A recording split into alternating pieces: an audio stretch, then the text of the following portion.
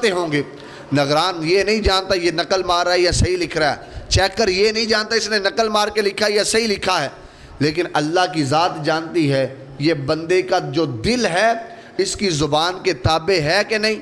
جو زبان کہہ رہی ہے دل وہ بھی وہ کہہ رہا ہے کہ نہیں، وہ ہر چیز جانتے ہیں۔ پہلا سوال کیا جائے گا، آیت عثمان غنی کہتے ہیں پہلا سوال کیا جائے گا، پوچھا جائے گا مر ربک کا، اگر وہ بندہ رب کی پہچان رکھتا ہوگا، رب کو مانتا ہوگا تو کہے گا ربی اللہ، اگر وہ نہیں جانتا ہوگا رب کو تو کہے گا لا ادری، ہائے ہائے لا ادری، میں نہیں جانتا۔ پھر اس سے پوچھا جائے ما دینک کا، تیرا دین کیا ہے،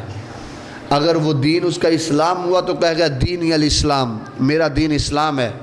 اگر اس کا دین اسلام نہ ہوا تو وہ کہے گا ہائے ہائے لا ادری، میں نہیں جانتا۔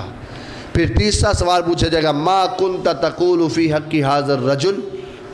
تو اس آدمی کے بارے میں جس کا نام محمد مصطفیٰ صلی اللہ علیہ وسلم ہے، ان کے بارے میں کیا کہتا رہا تھا دنیا میں، اگر وہ ذات مصطفیٰ کے بارے میں صحیح عقیدہ رکھتا ہوگا، حضور کی ذات کو صحیح مانتا ہوگا،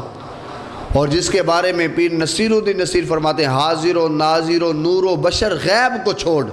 شکر کر کے وہ تیرے عیبوں کو چھپائے ہوئے ہیں، اگر وہ بندے کا یہ عقیدہ ہوا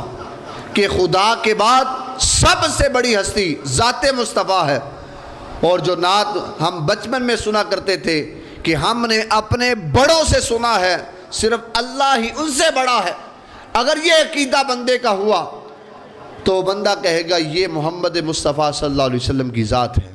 یہ ہمارے آقا و مولا ہیں، ان کی شفاعت کی وجہ سے اللہ ہمیں جنت عطا فرمائے گا۔ جب بندے کا یہ عقیدہ ہوا، سب کچھ ہوا، تو فرشتے کہیں گے اگر تو ان سوالوں کے جواب صحیح نہ دیتا، فرشتے اس کی قبر کو کھولیں گے، کھول کر جہنم کے دروازے تک لے جائیں گے اور کہیں گے اگر تو سوالوں کا جواب صحیح نہ دیتا تو تیرا ٹھکانہ یہ ہوتا، لیکن تو نے سوالوں کے جواب صحیح دیے ہیں تو تیری قبر کو ہم نے جنت کا باغ بنا دیا ہے۔ اور دوسرا آدمی جس نے سوالوں کے جواب صحیح نہ دیے ہوں گے، فرشتے اسے جنت کا اس کا ٹھکانہ دکھائیں، کہیں گے اگر تو سوالوں کے جواب صحیح دیتا تو تیرا ٹھکانہ جنت ہوتا، لیکن تو نے صحیح سوالوں کے جواب نہیں دیے، تیرا دروازہ جہنم کی طرف کھول دیا گیا ہے۔ اس لیے قبر کبھی بھی آخری آرام گاہ نہیں ہے، آرام تو قبر میں ہے ہی نہیں۔ جو بندے یہ کہتے ہیں قبر آخری آرام گاہ ہے، ان کا عقیدہ نہ قرآن سے ملتا ہے نہ حدیث سے ملتا ہے، کیونکہ حدیث تو یہ کہتی ہے، تو عثمان غنی کے الفاظ ہیں، فرماتے ہیں قال ان القبر اول منزل من منازل الاخرہ، قبر آخرت کی منزلوں میں سے پہلی منزل ہے، اور قبر آخری آرام گاہ نہیں، قبر پہلی امتحان گاہ ہے، یہاں سے امتحان شروع ہوگا۔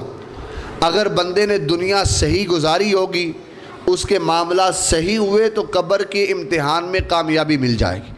اگر قبر کے امتحانات میں کامیابی مل جائے گی تو اللہ اسے جو ہے آخرت میں معاملات میں بھی آسانی پیدا فرمائے۔ اور حضرت عثمان غنی رضی اللہ تعالیٰ فرمایا کرتے تھے، آپ فرماتے تھے کہ میں اس لیے روتا ہوں قبر کا ذکر سن کر، میں نے اللہ کے رسول سے سن رکھا ہے کہ قبر یا تو جہنم کے گڑھوں میں سے ایک گڑھا ہوگا یا جنت کے باغوں میں سے ایک باغ ہوگا، اگر کوئی بندہ اس قبر کے معاملات میں سے صحیح گزر گیا، اس کا معاملہ سیدھا ہو گیا، اللہ رب العزت اسے پھر روکے گا نہیں، پھر جب وہ محشر میں اٹھے گا تو اس کے لیے سواریاں آئیں گی، جب وہ پل صراط سے گزرے گا تو سواری سے گزرے گا، جب میدان محشر لگے گا تو وہاں پر اس کی نظر تاجدار ارب و رم کے چہرے پہ ہوگی، اور ذات مصطفیٰ پہچان کے کہے گی یہ وہ بندہ ہے جس نے قبر میں میری پہچان کی ہے، آج محشر میں میں اس کی پہچان کر رہا ہوں، اس نے قبر میں مجھے پہچانا، آج قیامت کے دن میں اس کی پہچان کر رہا ہوں، اور فرشتوں کو یہ حکم کرتا ہوں اسے جنت میں داخل کر دو۔ اس لیے ذات مصطفیٰ کی پہچان قبر میں بہت زیادہ ضروری ہے۔